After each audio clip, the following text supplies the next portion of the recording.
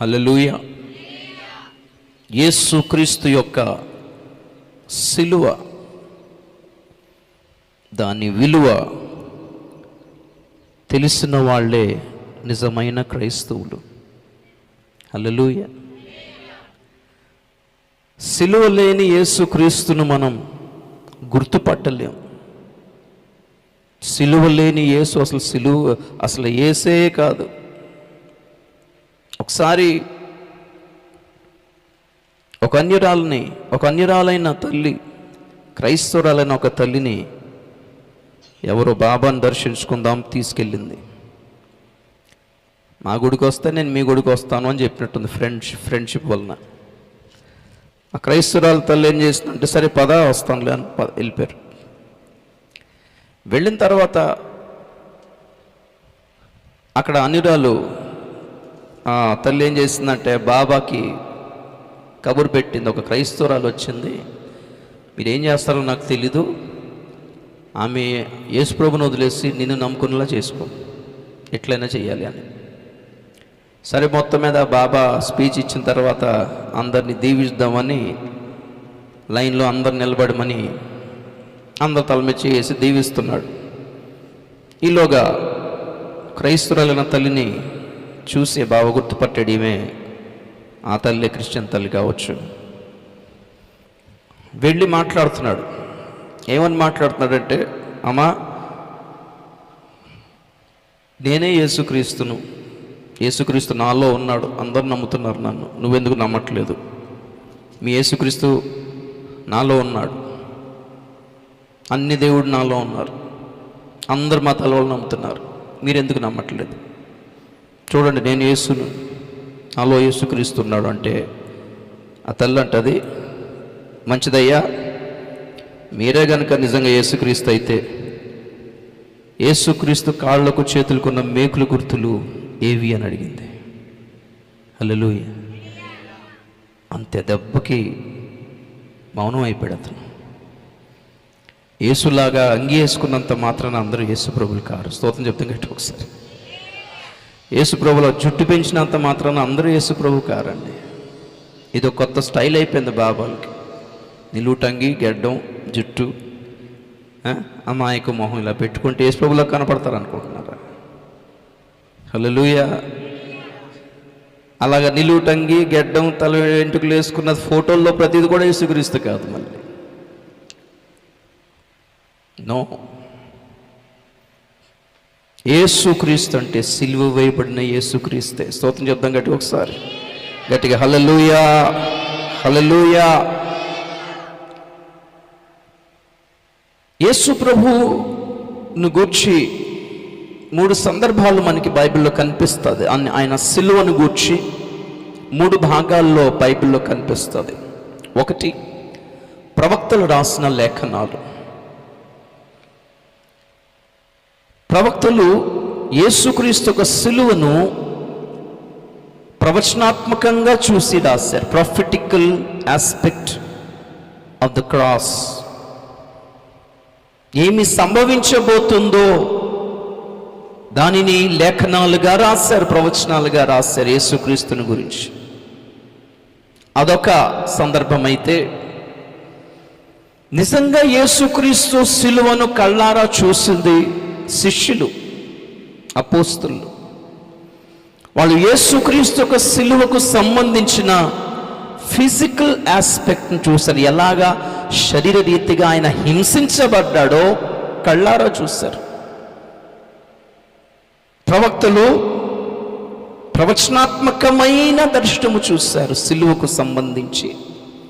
శిష్యులు అక్షరాల లిటరల్ క్రాస్ను చూశారు. వాళ్ళు యేసుక్రీస్తు ఎలా సిలువైపడ్డాడు, ఎలా హింసించబడ్డాడో, ఎలా కొరడా దెబ్బలు తిన్నాడు, ఎలా మేకులు కొట్టబడ్డాడో, ఆ ప్రవచనాలన్నీ ఎలా నెరవేరాయో యేసులో చూశారు వాళ్ళు.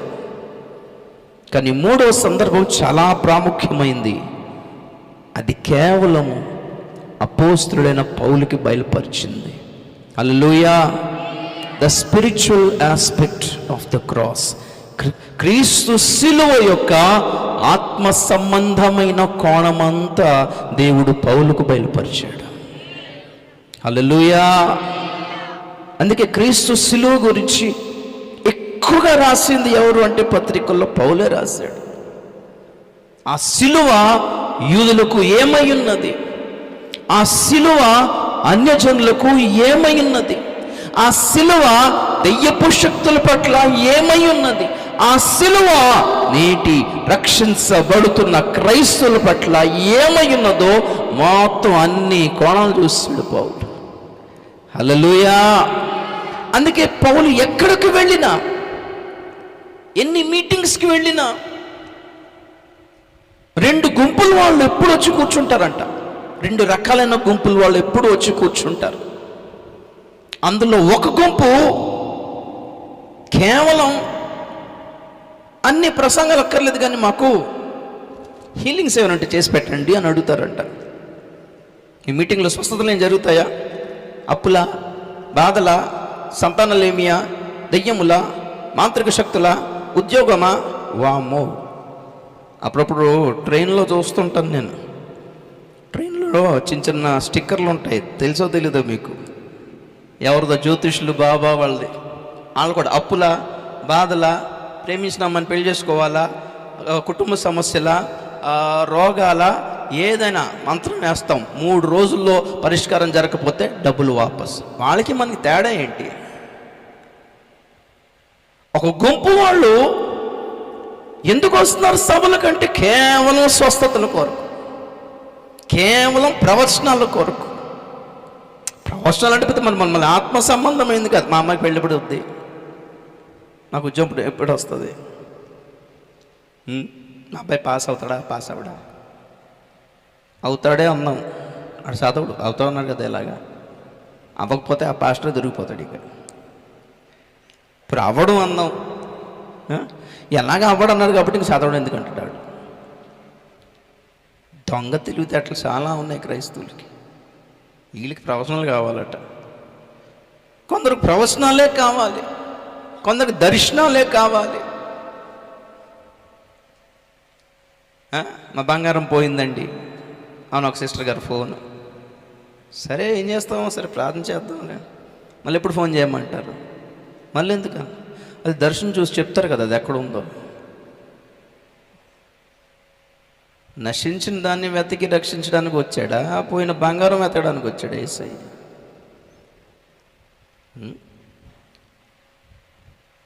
You are losing your soul and your spirit,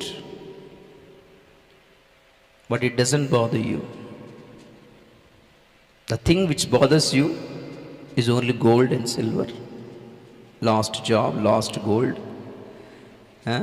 పోయిన బంగారం, పోయిన ఉద్యోగం, పోయిన సంబంధం, ఇవే జనాలకి ఆ పట్టింపు. కానీ ఆత్మ పోయింది ఇక్కడ, దాని పట్టింపే లేదు, దాని గురించి అడిగినదే లేదు.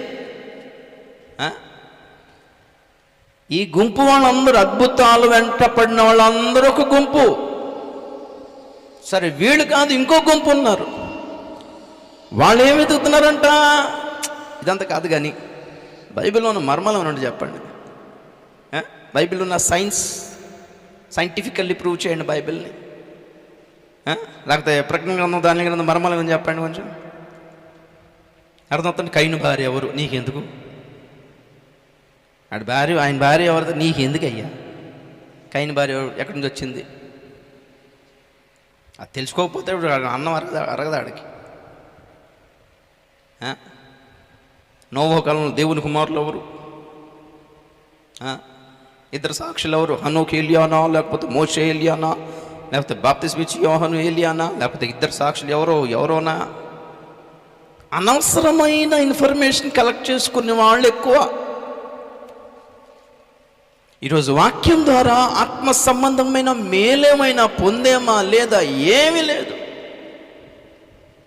తరచుగా పౌలు గారిని ఇలాంటి వాళ్ళు తగులుకున్నారంట. కానీ పౌలు ఏం ప్రకటించేవాడంట? 1 కొరింథీ పత్రిక 1వ అధ్యాయము 22వ వచనం చదువుదాం. 1 Corinthians 1st chapter 22 and 23.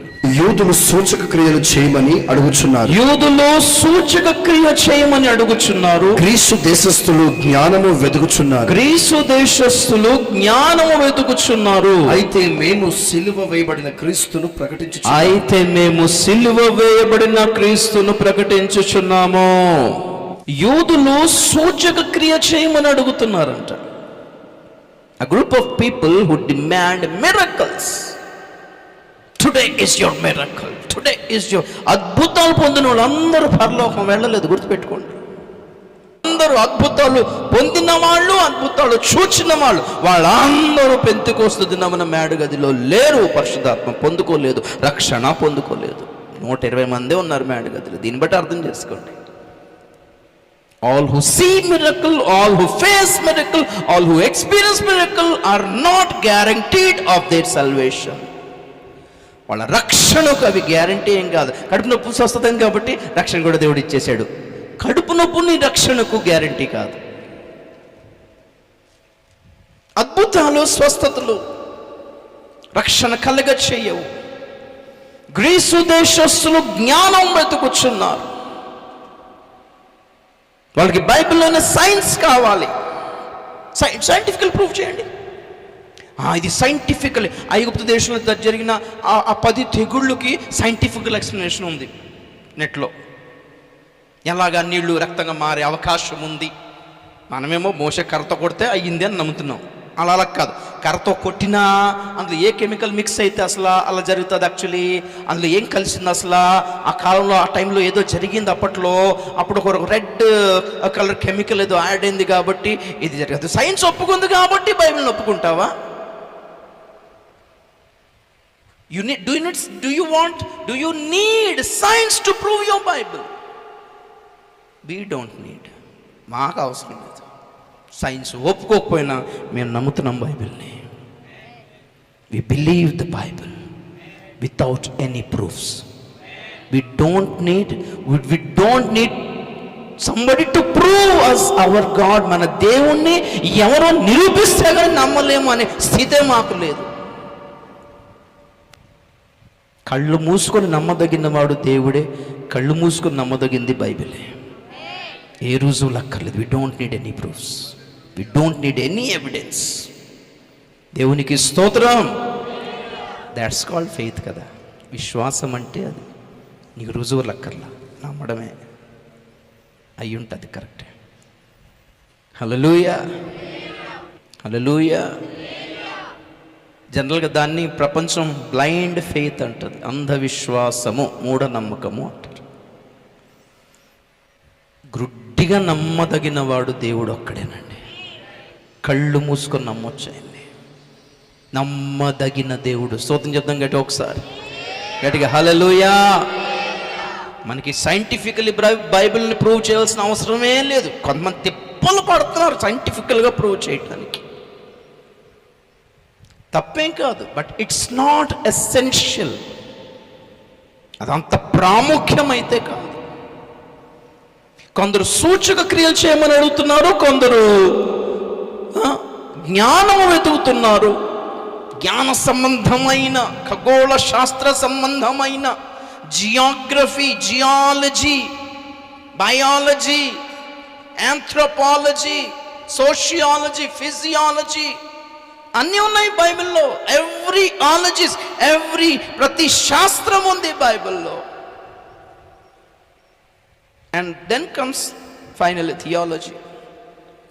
Hallelujah, hallelujah. దైవ శాస్త్రం, థియాలజీ. వేదాంతం అంటారు తెలుగులో, బట్ ఇట్స్ దైవ శాస్త్రం. డిమోనాలజీ, దెయ్యాల శాస్త్రం. ఓకే, అన్ని శాస్త్రాలు తెలిసి నీకు రక్షణ శాస్త్రం తెలియపోయింది అనుకో, ఏం లాభం లేదు. అదే పౌలు అంటాడు, వాళ్ళు సూచక్రియ చేయమని అడుగుతున్నారు, వీళ్ళు జ్ఞానం వెతుకుతున్నారు, కానీ నేను సిలువ వేయబడిన యేసు క్రీస్తును ప్రకటించుచున్నాను. వై? ఎందుకు? 24 చదవండి కింద. ఆయన యూదులకు ఆటంకముగాను అన్యజనులకు వెర్రితనముగాను ఉన్నాడు గాని యూదులకేమి గ్రీసు దేశస్థులకేమి పిలువబడిన వారికే క్రీస్తు దేవుని శక్తియును దేవుని జ్ఞానమునై ఉన్నాడు.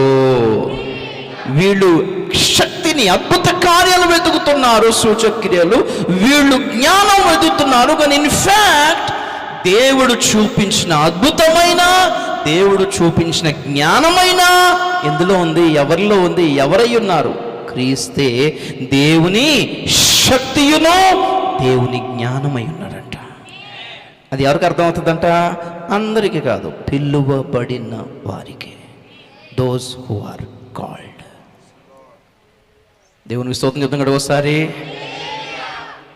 ఈరోజు దేవుని క్రీస్తు ద్వారా దేవుని శక్తిని అనుభవించగలుగుతున్నావు అంటే, క్రీస్తు సిలువను కూర్చున్న జ్ఞానము నీకు లభించింది అంటే, అఫ్ కోర్స్ మీరు నేను పిలువబడిన వారి లెక్కలో ఉన్నాము అని అర్థం.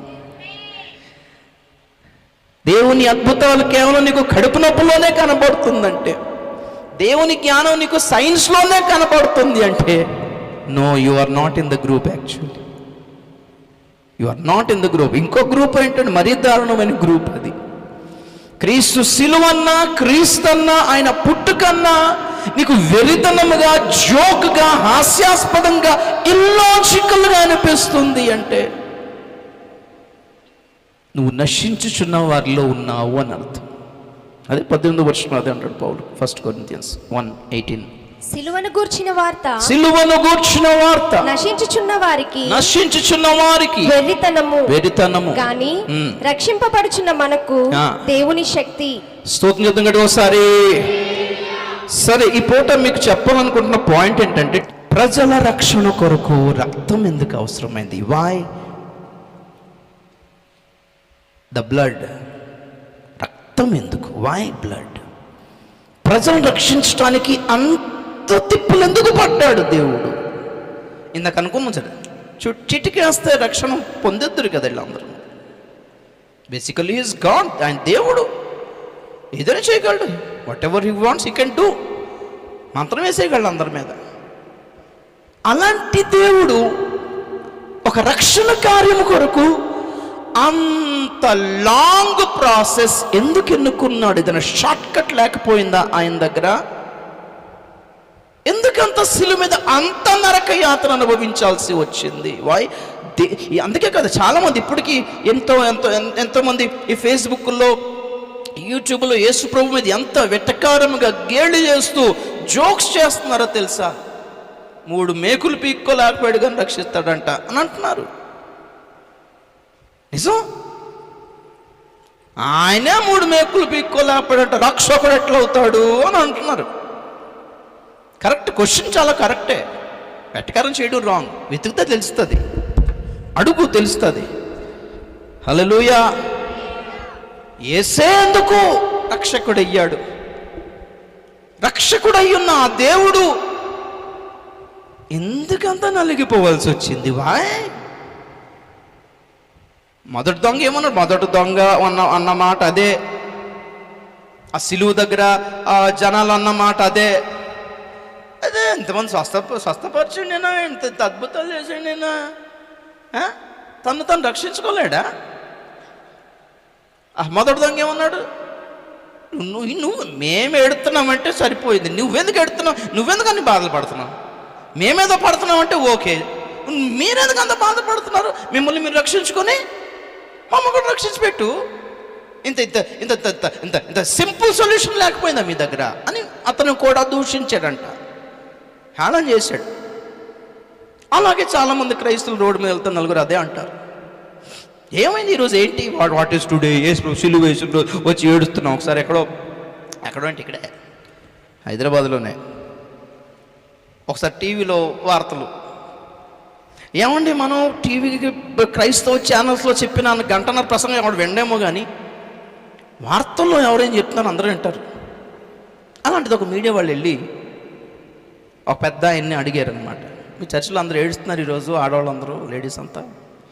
ఏం జరిగింది ఈరోజు? అరే యేసు ప్రభు దేవుడు, యేసు సిలువ పడ్డాడు, గంటన్నర చేసిన ప్రసంగం క్రిస్టియన్ ఛానల్ ఎవరు వినరామో కానీ వార్తలు చెప్తుంటే వింటారా వినరా? ఆ పెద్ద ఏం చెప్తాడు వింటామంటే ఆయన అంటాడు, ఇది ప్రతి సంవత్సరం మా ఆచారం. వామ్మో, బీపీ వస్తుంది రాదా చెప్పండి ఒకసారి. ఇది ప్రతి సంవత్సరం మా ఆచారం, మరి యేసు ప్రభు మరి జారస్ చంపేశారు కాబట్టి మేము ప్రతి సంవత్సరం వచ్చి ఏడుస్తాం. ఆ ఏడవడం ఆచారమా? ప్రతి సంవత్సరం ఏడుస్తారా? ఇదా చెప్పాల్సిన సువార్త?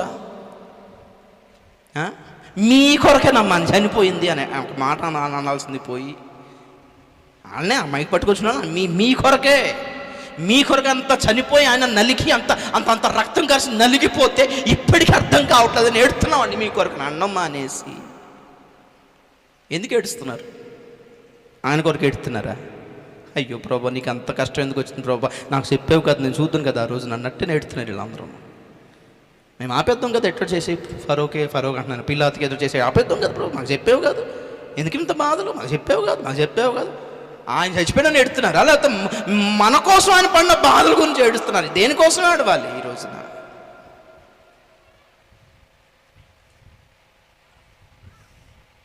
నా పాపమే నిన్ను రాజుల ఎదుట దోషిగా నిలబెట్టేనా, నా పాపమే నిన్ను రాజుల ఎదుట దోషిగా నిలబెట్టేనా, నలిగి కరిగి పోతివా రూపములేని వాణిగా, దోషుల ఎదుట మరణించినావా, దోషుల ఎదుట మరణించినావా,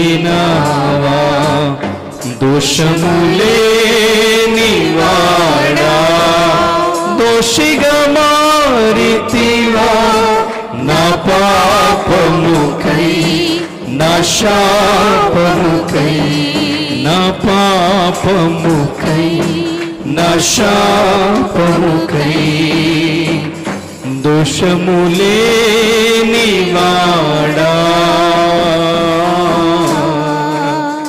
హల్లెలూయా. నా పాపమే నిన్ను రాజులు ఎదుట దోషిగా నిలబెట్టి. ఈ పదం నేను మొదట విన్నప్పుడు అరగంట ఏడ్చాను తెలుసా.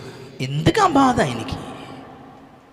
ఎందుకు బట్టలు లేకుండా నిలబడన్న అంత దరిద్ర స్థితి? నా పాపం కాదా తెచ్చింది? నీ పాపం కాదా? ఒక్క మాట నోరు తెరుచుంటే ఆయన ఫ్రీ అయిపోతుండు. ఒక్క మాట పబ్లిక్లో నిలబడి నా మీద పాపం నేను పాపం చేసినట్టు నిరూపించాడు రండయ్య ముందుకంటే ఎవడు రాలేదు.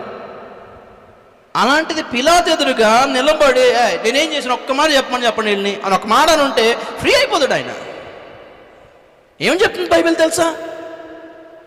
దేని బట్టి ఆయనకి శిక్ష పడింది? ఆయన దీనత్వమును బట్టి ఆయనకు న్యాయ విమర్శ దొరకకపోయేను. అపోస్తలుల కార్యములు 8:33 చదవండి ఒకసారి. షాక్ అవ్వాలి ఆ మాట చదివి. ఇంగ్లీష్లో చాలా స్టన్నింగ్ ఉంటుంది ఆ వర్డ్. చదువునా. ఆయన దీనత్వమును బట్టి ఆయనకు న్యాయ విమర్శ దొరకకపోయేను. చాలు. ఆయనకి న్యాయం ఎందుకు దొరకలేదంట? Because of his humility judgment was taken away from him. దీనత్వం అంటే మౌనంగా తగ్గించుకుని సైలెంట్గా ఉన్నందుకు ఆయనకి అసలు న్యాయం దొరకలేదంటండి. ఒక్కసారి నోరు తెరిచుంటే మనం బుక్ అయిపోదు, ఆయన ఫ్రీ అయిపోతాడు. నీ కొరకు నా కొరకు కాదా? ఆయన కోసం ఎందుకు ఏడుస్తున్నారు? మనం చేసిన ఏదో పనులకి ఆయనకి ఇంటి బాధలు వచ్చినాయని ఏడవాలి. Hallelujah, hallelujah. So the question is why blood. చాలా టాపిక్స్ ఉన్నాయి కానీ ఒక మాటలో చెప్పేస్తాను నేను. చాలా తెలుసుకోవాల్సింది చాలా ఉంది. 1 కొరింథీ 2వ అధ్యాయం 2వ వచనం ఒకసారి చదవండి ఒకసారి. 1 Corinthians chapter 2 verse 2. నేను యేసుక్రీస్తును అనగా సిలువ వేయబడిన క్రీస్తును తప్ప మరి దేనిని మీ మధ్య నెరుగకుందునని నిశ్చయించుకుంటుని. స్తోత్రం చెప్తాం ఒకసారి. నాకు చూస్తారా? కొరింథీ సంఘస్థులారా, సంఘబిడ్డలారా, మీరు ఎంత మంచి సౌండ్ సిస్టమ్ కొన్నారో నాకు తెలుసుకోవాలని లేదు అంటున్నాడు పౌలు. మీరు ఎంత మంచి సీలింగ్ వేసి స్లాబ్ వేసారో, ఏసీ పెట్టుకున్నారో లేదా, వావ్, ఆ విషయం కూడా, ఆ ఇన్ఫర్మేషన్ కూడా నాకు అక్కర్లేదు. మీ చర్చిలో మీరు ఎంతమంది బాగా పాటలు పాడగలరో అది కూడా నాకు తెలుసుకోవాలని లేదు. మీరు చర్చిలో ఎంతమంది మెమరీ వర్సెస్ చెప్పగలరు, 100 ఎంతమంది చెప్పగలరు, లేకపోతే 119 కీర్తన ఎంతమంది కన్సర్స్ పెట్టారు, ఇది కూడా నాకు అక్కర్లా. ఎంతమంది ఆ ప్రసంగం చేయగలిగిన వాళ్ళు ఉన్నారు మీలో, అది కూడా నాకు అక్కర్లేదు. సిలువ వేయబడిన యేసు గురించి మీకు ఎంతమందికి తెలుసు, అది నాకు ఒకటి చెప్పండి అన్నాడు. అంతే, అదొక్కటి తప్ప వేరే ఏది తెలుసుకోకొనకుందునని నిశ్చయించుకుంటే, నాకు ఇంకేం తెలుసుకోక్కర్లేదు. సరే పాటలు పాడతారండి, అక్కర్లేదు. యేసు గురించి ఏం తెలుసు, నువ్వు సిలువ గురించి ఏం తెలుసు? సిలువ అంటే మరి ఆయన చనిపోయాడండి, మేము రక్షించబడ్డామంటే, అంతేనా? Okay, sit down. మీకు ఇంకా తెలుసు సార్, 119 కీర్తన కంటెస్ట్ పెట్టానండి, మంచిదే, చాలా తిప్పలు పడ్డాం కానీ చాలా సంతోషం. సిలువ ఎంత అర్థమైంది నీకు అంటే? మామూలుగా అర్థమైందండి, సిలువ అండి, అది కర్ర, చెక్క కర్ర, అదేదో కర్రతో తయారు చేశారు. ఎక్కడ ఉంటుంది అది? బ్రిటిష్ మ్యూజియంలో ఉందండి. అవునా? మేకులు కూడా ఉన్నాయండి. ఈ ఇన్ఫర్మేషన్ ఎవరికి కావాలి? సోది. సిలువ గురించి నీకేం అర్థమైంది చెప్పు. పౌలు గారి పడిన ప్రయాసం అంతా, పౌలు గారు అద్భుతాలే చేశాడు, చాలా మర్మాలే చెప్పాడు ఆయన. కానీ ఆయన ఏమనుకున్నాడంటే, నేను చేసిన ప్రసంగంలో మీకు ఏది అర్థం కాకపోయినా నేను చెప్పిన సిలువ మర్మంగా మాత్రం మీకు అర్థం కావాలి అని చెప్పాడు. హల్లెలూయా. సిలువ అర్థం కాలేదా ఇంకా క్రైస్తవులకి? You are not yet saved actually, or else you don't know the value of your salvation. నీ రక్షణ యొక్క విలువ నీకు ఇంకా అర్థం కాలేదని అర్థం. అందుకే స్వార్థ సభల్లో స్వస్థత గురించి ఎక్కువ చెప్పడం అవుతుంది, సిలువ చెప్పలేకపోతున్నారు. సిలువ అనేసరికి గుడ్ ఫ్రైడే రావాలి చెప్పాలంటే. గుడ్ ఫ్రైడేకి ముందు ఉన్న 40 రోజులు దొరకాలి, లేకపోతే అది తప్ప ఆ మిగతా టైంలో సంవత్సరం అంతా సిలువ ధ్యానాలు కానీ, సిలువ శ్రమలు కానీ, అసలు ఎక్కడో అక్కడక్కడ పైపెచ్చు అలా మాట వరుసకి తప్ప అసలు ఉపయోగించరు అసలు. ఇంకా క్రిస్మస్ అంటారా, ఆ తూర్పు దేశ జ్ఞానులు అంటారా, ఆ క్రిస్మస్ రోజు తప్ప ఇంకెప్పుడు చెప్పరు. ఇంకా జనాలకి యేసు ప్రభు స్వస్థపరుస్తాడని అర్థమవుతుంది, అందుకే మేము మీటింగ్కి వస్తున్నారు. కానీ యేసు ఒక్కడే రక్షించును అనే పాయింట్ అర్థం కాలేదు ఇంకా. Why only Jesus? ఎందుకు యేసు రక్తం ఒక్కటి? అబ్బో అందరు దేవుళ్ళే, యేసు ప్రభు కూడా దేవుడు అని మేము నమ్ముతామండి, యేసు దేవుడు అని మీరు ఎందుకు అంటున్నారు అంటే ఏం చెప్పగలరు మీరు? ఏంటి మీ రెస్పాన్స్ ఏంటి? క్లారిఫికేషన్ ఏంటి? వై యేసు ఒక్కడే దేవుడు అని ఎందుకు చెప్పాల్సి వస్తుంది? హెబ్రీ పత్రిక 9వ అధ్యాయం 22వ వచనం చదువుదాం. హీబ్రూ 9:22.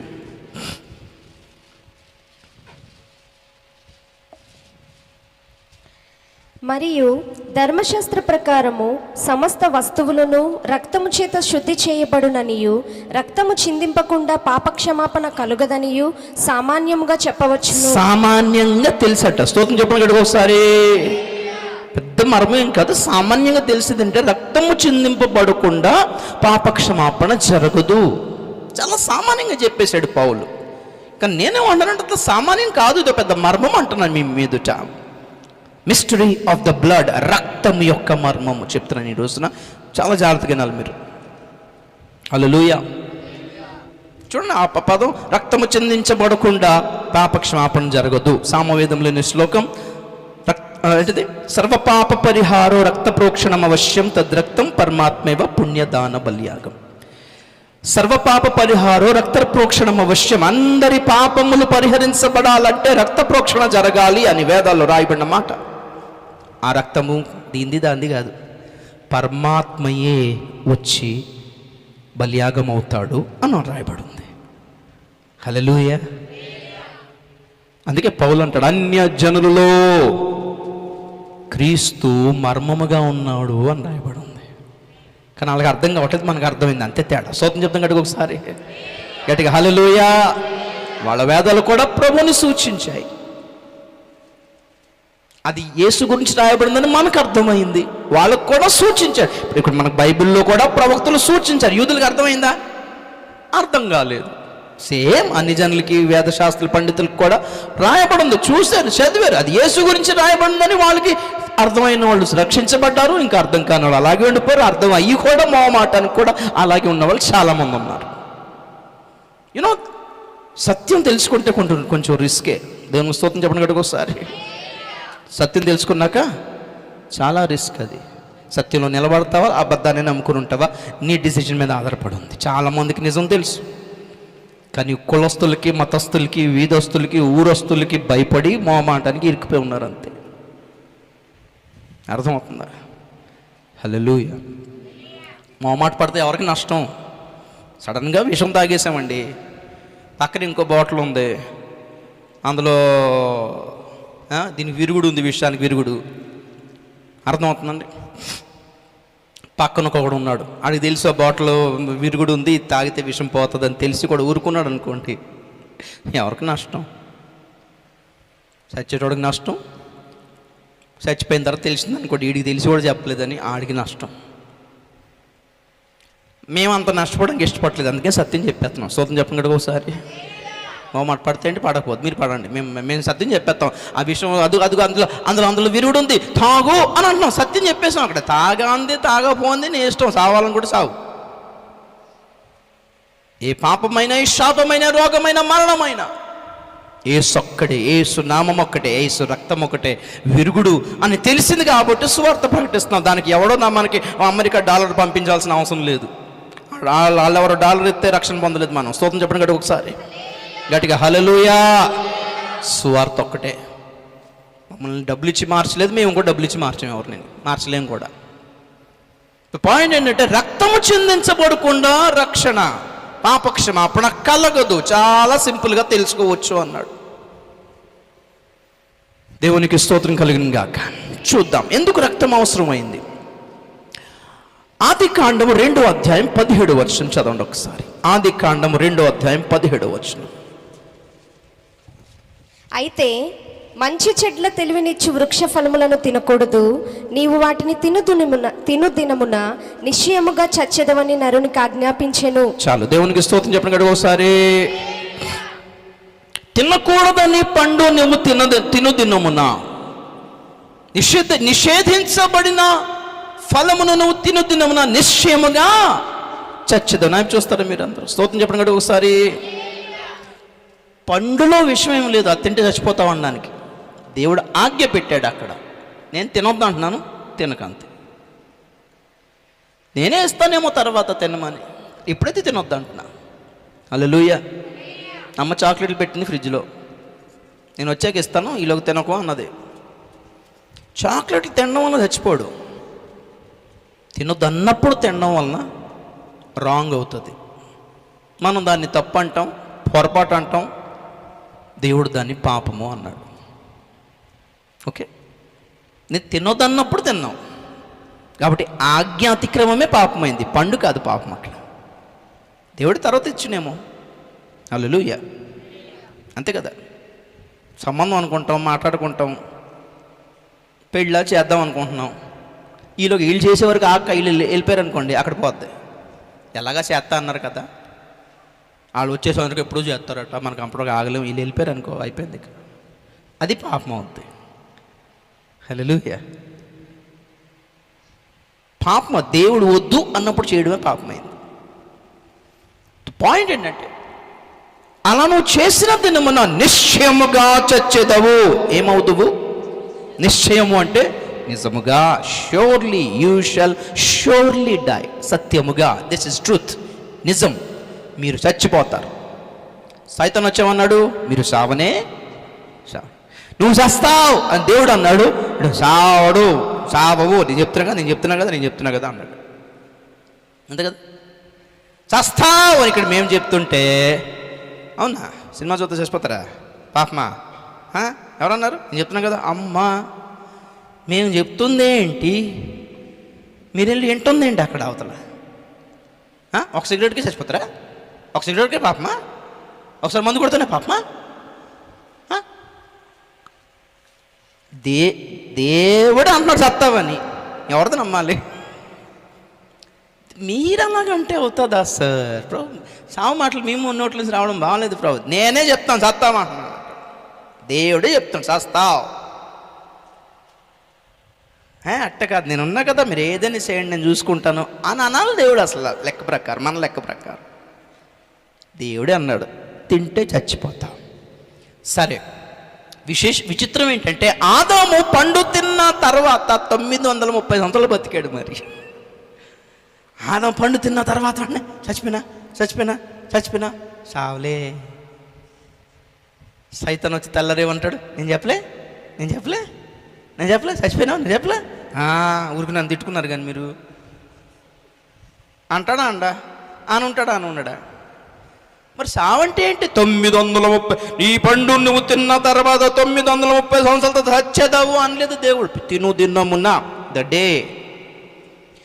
కాబట్టి మనకు అర్థం అవ్వాల్సింది ఏంటంటే, ఫస్ట్ అర్థం అవ్వాల్సింది ఏంటంటే సావు అంటే ఏంటో అర్థం కావాలి మనకి. హల్లెలూయా. ఏం అర్థం కావాలి? 930 సంవత్సరాల తర్వాత వచ్చేది కాదు సావు. తిన్నముననే చచ్చేదావు. So what is death?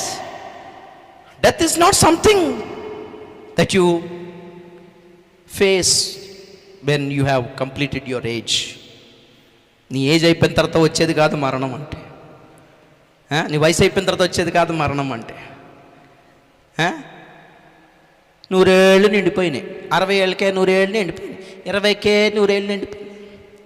100 ఏళ్ళ తర్వాత వచ్చేది కాదు సావు అంటే. అర్థమైందా? చావు అంటే ఏంటి, మరణం అంటే ఏంటి మీకు అర్థం కావాలంటే జీవం అంటే ఏంటో ఫస్ట్ అర్థం కావాలి. జీవం అంటే ఏంటి అని అన్నం కంటే జీవం అంటే ఎవరు అని అన్నం కరెక్ట్ అవుతాయి. జీవం అంటే దేవుడే. God is life. Hallelujah.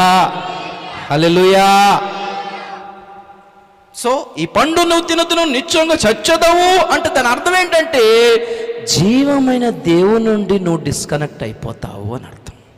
Disconnecting from God is death. Separation from God is death. దేవుని నుంచి దూరం అయిపోవడమే సావు, మరణం. ఎలా తెలిసింది? నాకు చూస్తారా, అప్పట్లో పగలు రాత్రి ఉంది, కానీ ఏదైనా తోటలో ఎప్పుడు రాత్రి అవ్వలేదు. ఆదాము హవ్వలకి చీకటి ఏంటో తెలియదు. ఎందుకు? రాత్రిపూట భూమి మీద చీకటి ఉందేమో కానీ ఏదైనా తోటలో చీకటి లేదు. ఎందుకు? వాళ్ళకున్న మహిమ శరీరాలే. అది అర్థం కావడానికే నూతన యెరూషలేము పట్టణంలో సూర్యుడు లేడు, కానీ ఎలాగ వెలిగిస్తుంది? నీతిమంతులే సూర్యుని వలె ప్రకాశిస్తారు. దేన్ని బట్టి? యేసు ప్రభువే నీతి సూర్యుడు.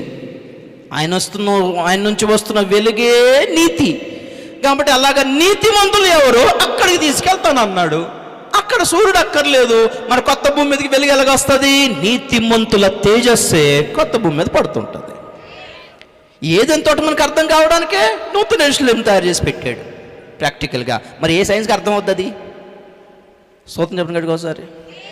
అక్కడ ఆక్సిజన్ లేకుండా బతుకుతాం. మరి ఏ సైన్స్ ఒప్పుకుంటుంది చెప్పు?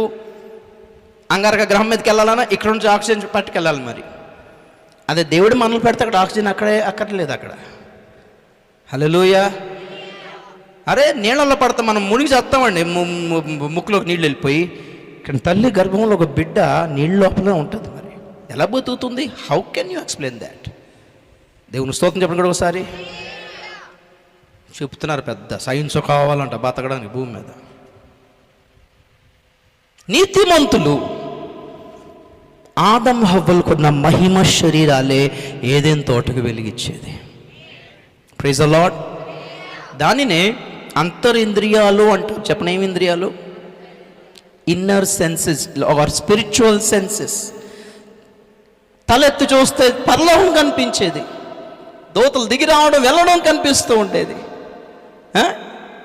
ఇక్కడ నుంచి మాట్లాడితే దేవుడు అక్కడ వినేవాడు. డాడీ అక్కడే నా రావా ఇక్కడికి అంటే దిగొచ్చాడు దేవుడు. డాడీ అని గట్టిగా పట్టుకున్నాడు. ఊరికి అక్కడే ఇక్కడ రావచ్చు కదా. దేవుడు కూడా అలా దిగొచ్చాడు. ఊరు కొడుతున్నాడు. అక్కడ ఊరికి పాడిందే పాడుతున్నారు వాళ్ళు పైన దూతలు. హల్లెలూయా. ఈ రిలేషన్షిప్ వేరు కదా. వాళ్ళు అక్కడ దేవుడు, అక్కడ దూతలు, ఇక్కడ తండ్రి, ఇక్కడ కొడుకు, బిడ్డ. ఈ రిలేషన్షిప్ వేరు కదా. Praise the lord. ఈ రిలేషన్షిప్ దేవుడితో ఉండేది, సహవాసం దేవుడితో ఉండేది.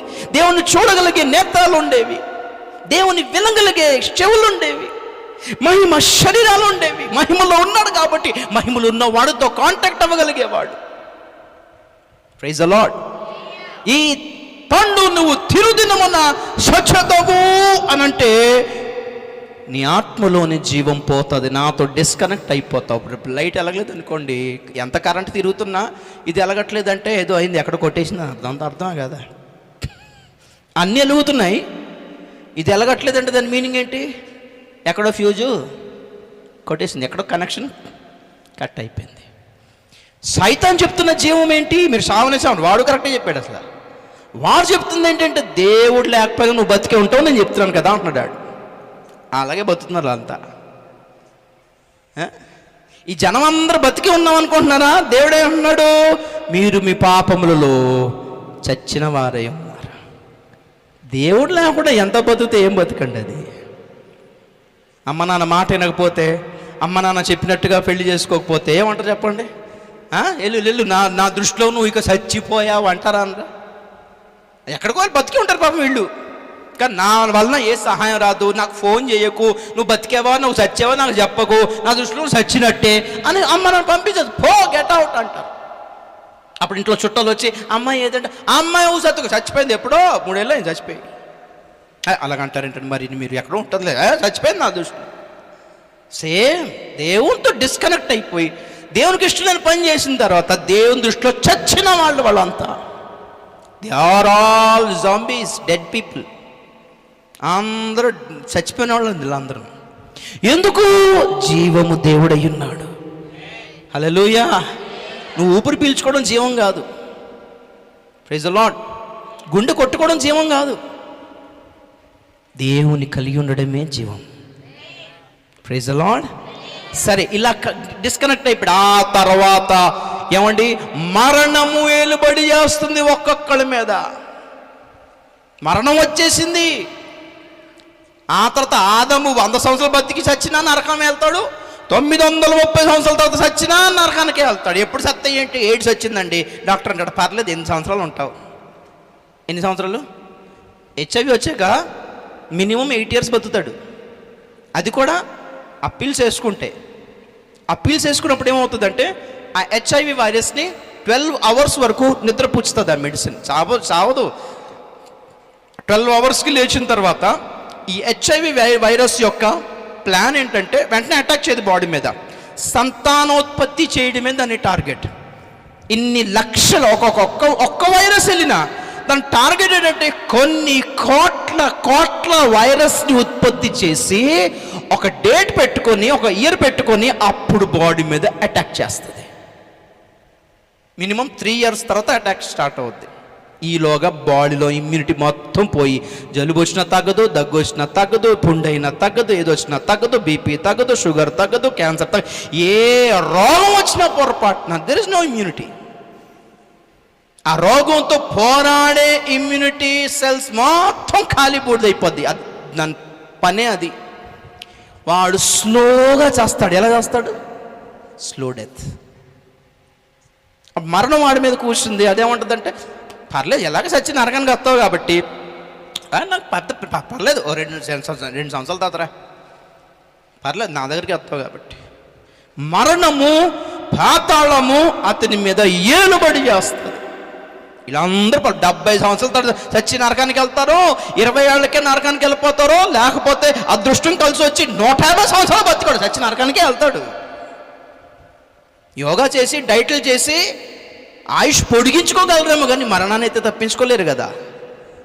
మందులు వేసుకొని ఒక 2 రోజులు ఎక్స్ట్రా బతుకుతారేమో తప్ప మరణాన్ని అయితే తప్పించుకోలేరు కదండి. ఎవరైనా సరే చావు రాకుండా చేసే మందు ఎవరు కనిపెట్టలేదు ఇంతవరకు కూడా. చావు రాకుండా చేసే యోగా లేదు ఇంతవరకు. చావు రాకుండా చేసే డైట్ లేదు ఇంతవరకు కూడా. ఆరోగ్యవంతుడైనా రోగి అయినా చావాల్సిందే. నాకు ఏ రోగం లేదు కాబట్టి 1000 ఏళ్ళు బతుకుతానా? అలాంటి ఆప్షన్ ఏమైనా ఉందా? నేను బాగా చదువుకున్నాను కాబట్టి నాకు సావు రాదు అనే ఆప్షన్ ఏమైనా ఉందా? మాకు బాగా డబ్బులు ఉన్నా అండి, ధనవంతున్నా అండి, నాకు చాలా సర్టిఫికెట్స్ ఉన్నాయండి, నేను సైన్స్ చదివానండి అన్నవాడు ఎవడో ఉన్నాడా? 1000 ఏళ్ళు బతుకుతానన్నాడు. ఎవరికైనా సావు రావాల్సిందే. హలో, సావు అంటే చచ్చిపోవడం కాదు. నీ ఆత్మ ఈ శరీరాన్ని విడిచిపెట్టి నరకానికి వెళ్ళడమే సావు. దాన్నే రెండో మరణం అంటారు. ప్రకటన గ్రంథం 20:15 చదవండి. ప్రకటన గ్రంథం 20:15 మరణం అంటే ఏంటో, జీవం అంటే ఏంటో చెప్తున్నాను, వినండి. ఎవని పేరైనను జీవ గ్రంథమందు వ్రాయబడినట్టు కనబడని ఎడల వాడు అగ్నిగుండంలో పడవేయబడును. 14 మరణమును మృతుల లోకమును అగ్నిగుండంలో పడవేయబడెను. ఈ అగ్నిగుండము రెండవ మరణము. ఈ అగ్నిగుండమే రెండవ మరణం. నా చూడండి, స్తోత్రం చెప్పండి గట్టిగా ఒకసారి, గట్టిగా హల్లెలూయా. గమనించాలి, మరణాలు రెండే. మరణాలు ఎన్ని? 2. మొదటి మరణం ఏంటి? కంగారు పడుతున్నారు. సరే, రెండో మరణం ఏంటి? పాతాళము. మొదటి మరణం ఏంటి? దేవుని నుండి దూరం అయిపోవడం మొదటి మరణం. ఈ మధ్యలో సావు అంటాం చూసారు, ఇది మరణం కాదు. ఇది కూడా మరణం అయితే మరి క్రైస్తువులు కూడా చచ్చిపోతున్నారు. మరి దేవుని స్వతంత్రంగా ఇది కూడా చచ్చిపోయారు కదా. ఇది కాదు సావు. దేవుని నుండి దూరం అయిపోవడమే మొదటి సావు. దేవుని నుండి దూరం అయిపోయిన మనిషి ఈ భూలోకను విడిచిన రోజున నరకానికి వెళ్ళడమే రెండో సావు. దానినే నిత్య మరణము అంటారు. చెప్పండి, ఏం మరణం? అగ్నిగుండంలో పడడమే నిత్య మరణము. సో మరణం అంటే ఏంటి? జీవము నుండి వేరైపోవడమే. జీవం ఎవరు? దేవుడు. దేవుని నుంచి వేరైపోయిన వ్యక్తి చచ్చిపోయి నరకానికి వెళ్ళడమే రెండో మరణం. అది నిత్య మరణము. ఈ నిత్య మరణం నుండి మనల్ని కాపాడేది ఏంటి? నిత్య జీవము. చెప్పండి, ఏంటిది? స్తోత్రం చెప్పండి ఒకసారి. నిత్య మరణము నుండి మనల్ని కాపాడేది నిత్య జీవము. ఆ నిత్య జీవము ఎవరు? 1 యోహాను పత్రిక 5:20 చదువుతాం. 1 యోహాను 5:20. మనము సత్యవంతుడైన వానిని ఎరుగవలెనని దేవుని కుమారుడు వచ్చి మనకు వివేకం అనుగ్రహించి ఉన్నాడని ఎరుగుదుము.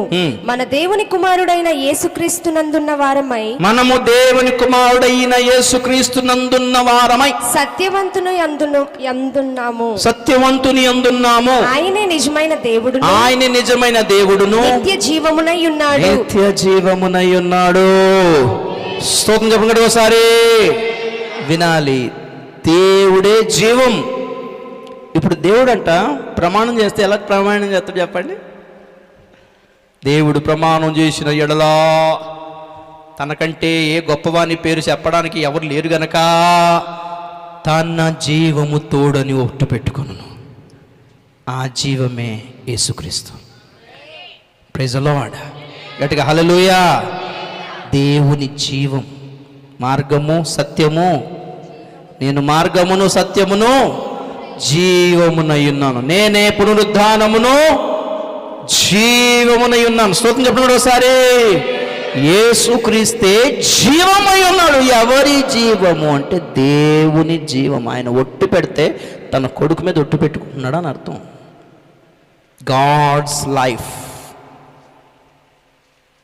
ఉర్దూలో దాన్ని జోయే అంటారు. జోయా, జోయి, జోయే. ముస్లిమ్స్ పెట్టుకుంటారు పేర్లు, జోయి, జోయా. దాట్స్ హీబ్రూలో జోయే, లైఫ్ ఆఫ్ గాడ్. దేవుడు ఏ జీవాన్ని బట్టి బతుకున్నాడో ఆ జీవాన్ని బట్టి ఆదామును కూడా బతికించుకున్నాడు, పుట్టించుకున్నాడు. జీవవాయువును ఊదగా. స్తోత్రం చెప్పండి గట్టిగా ఒకసారి, గట్టిగా హల్లెలూయా. ఇప్పుడు దేవుడే జీవము, దేవుడే నిత్య జీవమై ఉన్నాడు. మనిషి మీద మరణం వచ్చి కూర్చుంది. ఎలా చేద్దాం? ఇక దూతలు అంటున్నారు, ప్రభువా చచ్చిపోయాడు, ఇక ఆదాం చచ్చిపోయాడయ్యా, నీ కొడుకు చచ్చిపోయాడయ్యా, ఇన్నెలు బతుకుంటాడు, అసలు ఏంటో అర్థం కావట్లేదు, నరకానికి వెళ్ళిపోతాడేమో, రేపు వెళ్ళిపోతాడంటావా అంటే దేవుడు లేదు లేదు, ఆయుష్ ఉంది ఇంకా కొంచెం. ఎలా బతుకున్నాడు? నీ నుంచి దూరం అయిపోయినాక ఎలా బతుకున్నాడు ఆదాము అంటే శరీరమే బతుకుంది. ఏం బతుకుంది? దేన్ని బట్టి బతుకుంది? స్తోత్రం చెప్పండి గట్టిగా ఒకసారి. ఎలా దేవునికి దూరం అయిపోయిన మనిషి ఎలా బతుకున్నాడు? ఇంకా చచ్చిపోవాలి కదా, వెంటనే తెల్లారే చచ్చిపోయి నరకానికి వెళ్ళాలి కదా. లేదు లేదు, ఏదో బతికిస్తుంది మనిషిని. ప్రాణం బతికిస్తుంది. ఏం బతికిస్తుంది? ఇదే ప్రశ్న. మనిషి యొక్క ప్రాణం ఎక్కడుంది? లేవ్యకాండం 17:11 చదవండి. ప్రాణం ఎక్కడుంటుంది? మనిషి ప్రాణం ఎక్కడుంటుంది? 10 minutesలో ముగిస్తా, జాగ్రత్తగా వినాలి మీరు. లేవ్యకాండం, లెవిటికస్ 17:11. రక్తము దేహమునకు ప్రాణము మీ నిమిత్తము ప్రాయశ్చిత్తము చేయునట్లు బలిపీఠము మీద పోయిటకై దానిని మీకు ఇచ్చి తిని రక్తము దానిలోనున్న ప్రాణమును బట్టి ప్రాయశ్చిత్తము చేయును. స్తోత్రం చెప్పండి గట్టిగా ఒకసారి. ఇప్పుడు చెప్పండి, మనిషి ప్రాణం ఎక్కడ ఉంది? రక్తంలో ఉంది. పెరాలసిస్ వచ్చినప్పుడు వన్ సైడ్ అంతా బ్లడ్ సర్క్యులేషన్ జరగదు, అందుకే చచ్చిపడిపోద్ది. కొందరు చేతులు చూడండి, కాలు చేతులు చచ్చిపడిపోయి ఉంటాయి ఇట్లా, అంటే దాని ఆ పార్ట్లో బ్లడ్ సర్క్యులేషన్ జరగట్లేదు. బ్లడ్లోనే ప్రాణం ఉంది. అర్థమవుతుందండి? ఇప్పుడు బ్లడ్ ఎలా ప్రొడ్యూస్ అవుతుంది మన శరీరంలో? వినాలి జాగ్రత్తగా. హల్లెలూయా. ఆకలి వేస్తుందంటాం మనం, ఆకలి కడుపుకి కాదు, రక్త కణాలకు వేస్తాయి. మెటబాలిజంలో బ్లడ్ సెల్స్ చచ్చిపోతుంటే కొత్తవి పుట్టుకుంటూ రావాలి. అది ఎలా తయారవుతుందంటే మనం తినే ఆహారం వలన బ్లడ్లో జీవం ప్రొడ్యూస్ అవుతుంది, ప్రాణం ప్రొడ్యూస్ అవుతుంది, బ్లడ్ సెల్స్ ప్రొడ్యూస్ అవుతున్నాయి. మెటబాలిజం. దేవునికి స్తోత్రం చెప్తాం గట్టి ఒకసారి. ఇప్పుడు ఈరోజు బతకాలి అంటే ఈరోజు తినాలి. ఈరోజు బతకాలి అంటే ఏం చేయాలి? ఏం తినాలి? రాయి తింటే బతుకుతామా? బ్లేడ్లు, కత్తులు, ఏదో ప్రాణమున్న తినాలి. అందుకే కాయగూరలు తింటున్నాం. జీవహింస పాపము, మేము చికెన్ తిన్నాం, మటన్ తిన్నాం అంటే కాయగూరలు ఏమున్నాయి? అయితే చెట్లలో కూడా జీవం ఉందని కదా నేర్పుతుంది science. Tree has life, water has life. ఈ నీళ్లు తాగాలి, ఆ ఆహారం తినాలి. నువ్వు నాన్ వెజ్ తిన్నా అంటే ఈరోజు మనల్ని బతికించడానికి ఏదో చేస్తుంది బయట. పాయింట్ క్యాచ్ చేస్తారా మీరు? ఈరోజు నేను బతకాలి అంటే ఏదో చెట్టుని నరిగితే కానీ, ఏదో పండును కోస్తే కానీ, ఏదో కాయగూరను కోస్తే కానీ, కత్తితో కోస్తే కానీ, దాన్ని వండి తింటే కానీ అవ్వట్లేదు మనకి. ఏదో చచ్చి ఈరోజు బతికిస్తుంది, ఏదో చచ్చి ఈరోజు బతికించేస్తుంది. ఈరోజు చికెన్ తిన్నా, మటన్ తిన్నా, ఏదో చచ్చి మనల్ని బతికిస్తుంది. ఎందుకంటే జీవం కలిగిన వాటినే చంపి తింటున్నాం. ఇక్కడ నిర్జమైన వాటిని తినట్లేదు కదా బతకటానికి. ప్రాణవాయువు గాలిలో, నీళ్ళలో, water has life, oxygen has life, trees has life, అన్నిట్లో జీవం ఉంది. ఎందుకు దేనికోసం తింటున్నాం? ఈరోజు బతకటానికి. మళ్ళీ రేపు బతకాలంటే మరలా ఇంకోటి ఏదో సావాలి. స్తోత్రం చెప్పండి కదా ఒకసారి. అవి తింటుంటే మన శరీరంలో బ్లడ్ ప్రొడ్యూస్ అవుతుంది, బ్లడ్ సెల్స్ ప్రొడ్యూస్ అవుతుంది. బ్లడ్ మొత్తం హార్ట్ మొత్తం బ్లడ్ అంతా బాడీకి సప్లై చేసి ప్రతి చివరిలో అణువున బతికిస్తుంది. ఈ షావు రాకుండానే తింటున్నాం మనం. సత్యమైన అరగనికి వెళ్తాం మనం ఇక్కడ. అందుకే దేవుడు ఏం చేశాడంటే, అందుకే కాయగూరలు తిని బతుకు, ఇదిగో చెట్లు తిని బతుకు, ఇది తిని బతుకు. చికెన్ సావు, ఆ చికెన్తోనే సావు, బతుకలాగా దాన్ని తిను, నువ్వు తిను. నేను వచ్చేవారు కాదు. స్తోత్రం చెప్పడం ఒకసారి గట్టిగా హల్లెలూయా. మళ్ళీ ప్రాయశ్చిత్తం కోసం కూడా మేకలు, గొర్రెలు ఇచ్చాడు. అది చేస్తే రక్తంలో ప్రాణం ఉంది. స్తోత్రం చెప్పండి గట్టిగా ఒకసారి. రక్తంలో ఏముంది? ప్రాణం ఉంది. ఏ జంతువుల్ని బలి ఇవ్వాలో దేవుడు నేర్పించాడు. అర్థమవుతుందండి? కానీ అది కూడా ఏమై ఉండాలి? పవిత్రమైన జంతువు అయి ఉండాలి. ఏం జంతువు అయి ఉండాలి? పవిత్రమైన జంతువు అపవిత్రమైన నీ కొరకు అది చచ్చిపోతుంది, అది ప్రాణం పెట్టేస్తుంది అక్కడ. అది గొర్రె చచ్చిపోయి నేను చచ్చాను నాయన ఈయన వదిలి అంటే దేవుడు ఓకే, ఈరోజు ఓకే, మళ్ళీ రేపట్టుకో. ఇది అన్లిమిటెడ్ కాదు, రోజు రీఛార్జ్ చేయాల్సిందే. చచ్చినట్టు రోజు బలర్పించుకోవాల్సింది. దోషం చేసినప్పుడల్లా బలర్పించుకోవాల్సిందే, పాపం చేసినప్పుడల్లా బలర్పించుకోవాల్సిందే. అది రోజు అండం కుదరక దేవుడు ధర్మశాస్త్రంలో నియమం పెట్టాడు. పలానానికి పలానా రోజు వెళ్ళిపోయి రక్తాన్ని ఆశ్రయించి. ఎందుకంటే నీ మీద ఏముంది? సావు ఉంది. నీ మీద ఏముంది? సావు ఉంది.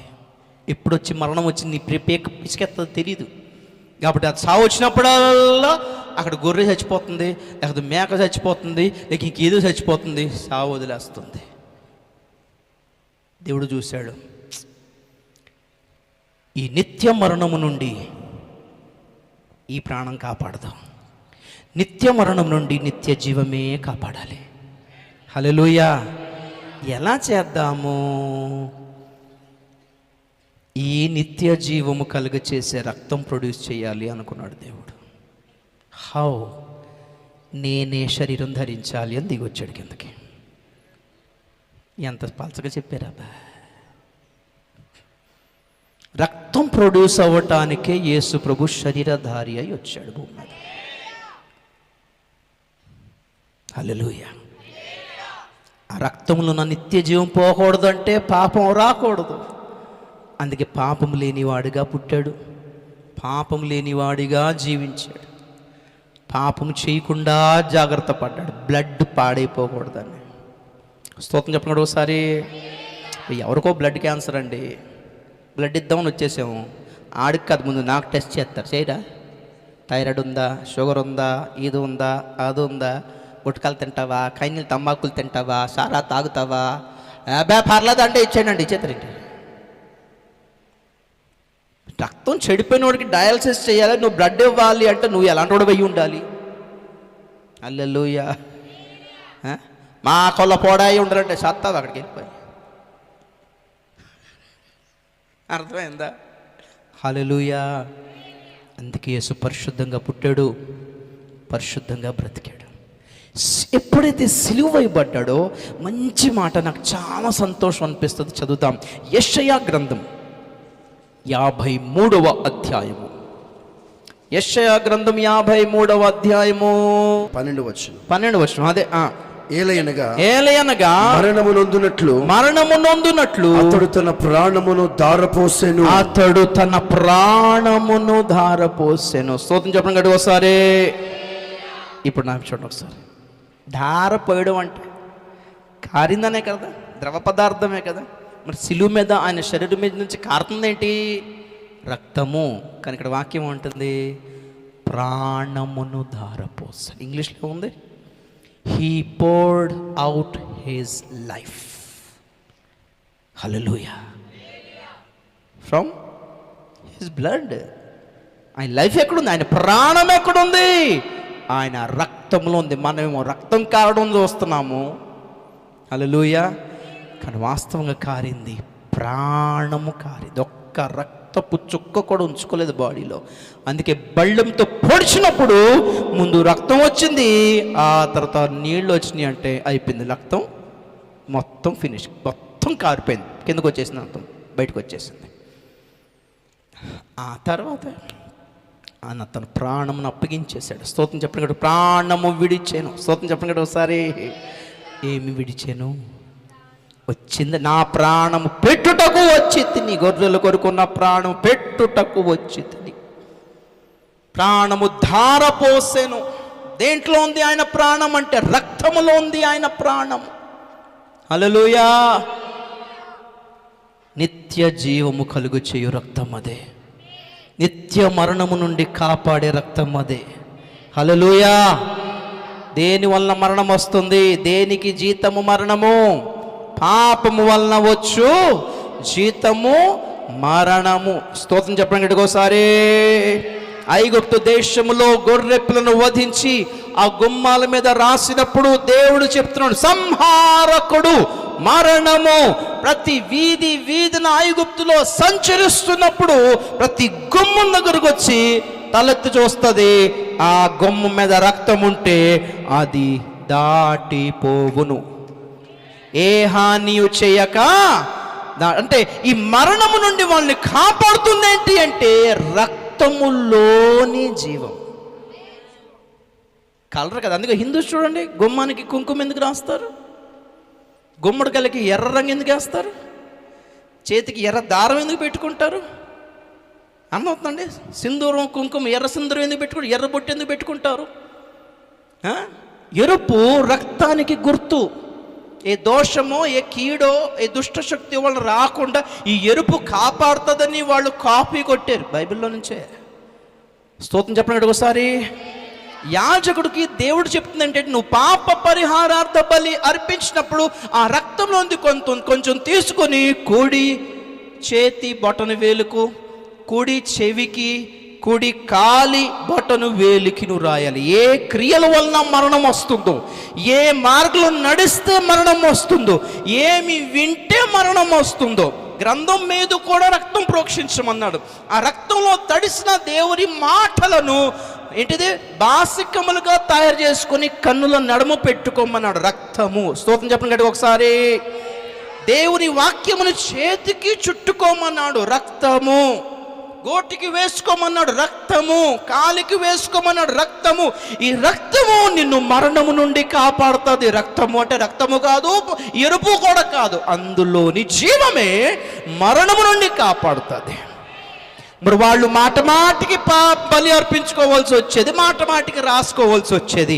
ఎందుకంటే ఆ రక్తము పవిత్రమైందే రక్తమేమో కానీ నిత్య జీవము కలిగజేసే రక్తం అయితే కాదు. అందుకే మాటికి అర్పించారు. స్తోత్రం చెప్పండి గట్టిగా ఒకసారి, కొంచెం గట్టిగా హల్లెలూయా. వింటున్నారా? మేకల కోళ్ళు రక్తంలో నిత్య జీవం లేదు, ఏం లేదు. అందుకే మాటికి అర్పించుకుంటారు వాళ్ళు. ఓకే, హల్లెలూయా. కానీ యేసు రక్తము నిత్య జీవము కలుగచేయు రక్తము. 1982లో జాన్ వైట్ అనే ఒక సైంటిస్ట్, క్రైస్తవ శాస్త్రవేత్త గొల్గొతా పర్వతాన్ని తవ్వి లోపల నమూనాను సేకరించినప్పుడు క్రీస్తు యొక్క రక్త నమూనా దొరికింది. అందులో ఇప్పటికీ జీవకణాలు ఉన్నట్టుగా శాస్త్రవేత్తలు కనుక్కున్నారు. హల్లెలూయా. జీవకణాలు ఇప్పటికీ, ఎండిపోయిన రక్తంలో జీవకణాలు కనబడవు అసలు. రక్తం ఎండిపోతే ఇంకేముంటుంది, మరి చావే అది. ఓకే, కానీ అందులో ఇప్పటికీ జీవకణాలు ఉన్నాయంటే నిత్య జీవము కలుగు చేసే రక్తం యేసు రక్తం ఒక్కటే. హల్లెలూయా. రాహాబు వేశ్యతో ఈ వేగువారు చెప్తున్న మాట ఏంటి అంటే, మేము దిగిపోవచ్చున్న ఈ కిటికీకి నువ్వు ఎర్రని దారం కడితే, మేము ఈ దేశంను పాడు చేయడానికి వచ్చినప్పుడు ఏ కిటికీకి ఎర్రని దారం ఉంటుందో ఇన్ఫర్మేషన్ పాస్ చేస్తాం. ఏ కిటికీకి ఎరుపు దారం ఉందో ఈ ఒక్క ఇంటిని వదిలి అందరిని నాశనం చేసేయండి అంటే వెంటనే దారం తగిలించుకొని అమ్మని, నాన్ని, అన్నదమ్ముల్ని, అన్న తీసుకుని లోపల కూర్చోబెట్టింది. ఒక కుటుంబం రక్షించుకోవడానికి ఎన్ని తిప్పలు పడి ఉంటుందో ఆలోచించండి ఒకసారి. రక్తము ఉన్న ఇంట్లోకి తీసుకురావడానికి. స్తోత్రం చెప్పండి గట్టిగా ఒకసారి, గట్టిగా హల్లెలూయా. రక్తము, ఎరుపు రక్తానికి గుర్తు. గోటికి రాసుకున్న రక్తము యేసు రక్తానికి గుర్తు. గుమ్మాల మీద రాసిన రక్తం యేసు రక్తానికి గుర్తు. ప్రియులారా, ప్రైజ్ ది లార్డ్.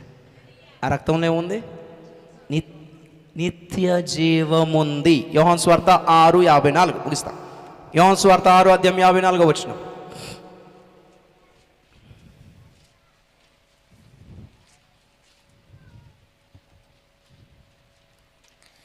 నా శరీరము తిని నా రక్తము త్రాగువాడే నిత్య జీవము గలవాడు. స్తోత్రం చెప్పండి గట్టిగా ఒకసారి.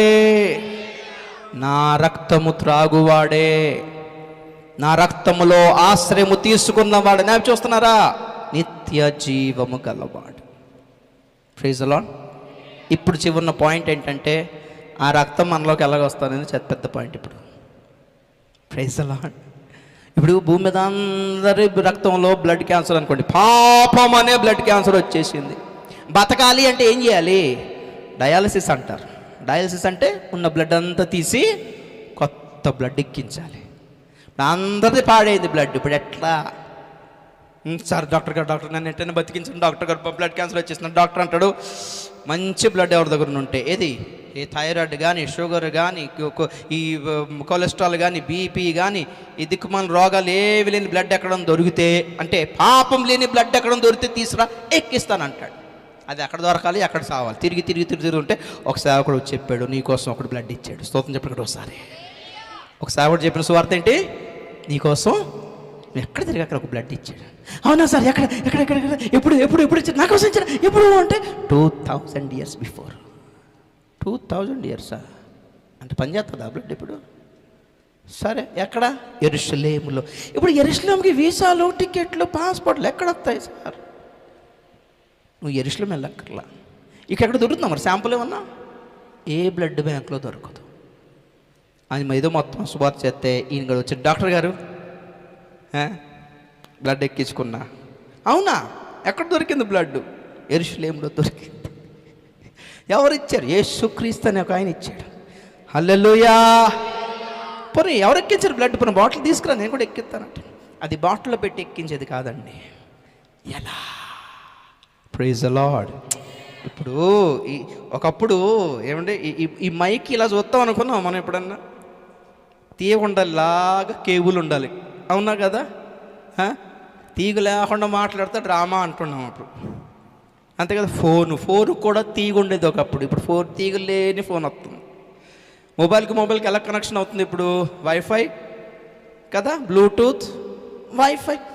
అంటే దూరంగా ఉన్న వస్తువులతో కనెక్ట్ అవ్వడానికి వైఫై అనే సిస్టమ్ ఒకటి మనిషి కనిపెట్టాడు. మనిషికే అంత తెలివితేటలుంటే దేవుడికి ఎంత ఉండాలి? హల్లెలూయా. దేవుడు కూడా ఒక వైఫై కనుక్కున్నాడు, దాని పేరే విశ్వాసం. When you believe you are on to heaven's wifi. నమ్మితే చాలన్నాడు. ఆ యేసు ఇప్పుడు నీకు కనబడకపోవచ్చు, నమ్మితే కనెక్ట్ అయిపోగలవు. ఆ రక్తం నీకు కనబడకపోవచ్చు, నువ్వు ముట్టలేకపోవచ్చు, నమ్మితే నీలోకి వచ్చేస్తుంది అది. అందుకే ఎప్పుడు బల్ల తీసుకున్నా సరే నమ్ముతున్నాం మనం. ఆ ద్రాక్షరసమే నీకు చూడడానికి ద్రాక్షరసమే, కానీ వాక్యాన్ని బట్టి, ప్రార్థన బట్టి, విశ్వాసాన్ని బట్టి అది యేసు రక్తంగా మారుతుంది.